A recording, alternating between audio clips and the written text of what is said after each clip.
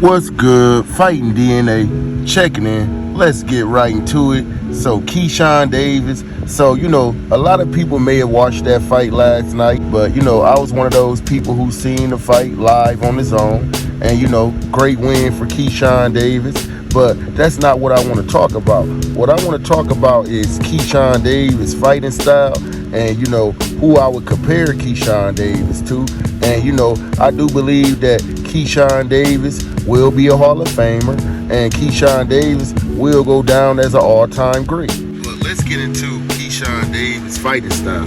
Someone I would compare Keyshawn Davis to is a young Terrence Crawford. And the whole reason why I would compare Keyshawn Davis to Terrence Crawford, because if you look at those fights and look at some of, Terrence Crawford, fights when he was a younger fighter, like these two are very similar. Now, Terrence Crawford is a natural southpaw and Keyshawn Davis is not a natural southpaw, but Keyshawn Davis can fight both left and right.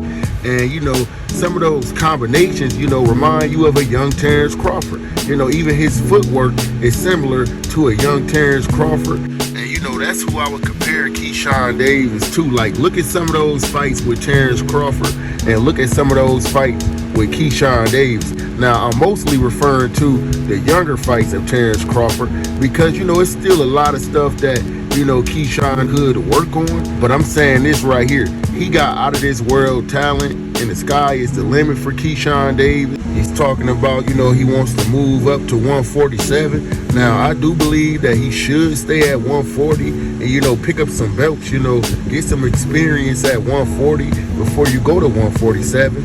But I don't think that he will fail at 147. The fight with Keyshawn Davis and Albright, I've seen some of the best combinations that I ever seen from Keyshawn Davis. He looked very defensively sound, and it was an incredible display. If you could see the look on Nizier Albright, face after the fight, it looked like Nizier wanted to cry. I'm not even gonna lie. He was putting in straight work on Albright, and it looked like Albright didn't, belong in the ring with Keyshawn Davis.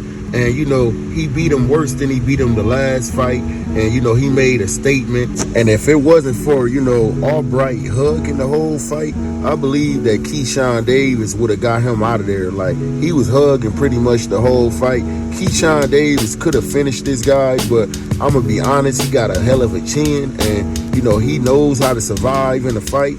But Fighting DNA, checking out. Make sure you drop something in the comments. Make sure you sub if you're not already subbed. Make sure you smash that like button. Fighting DNA, checking out.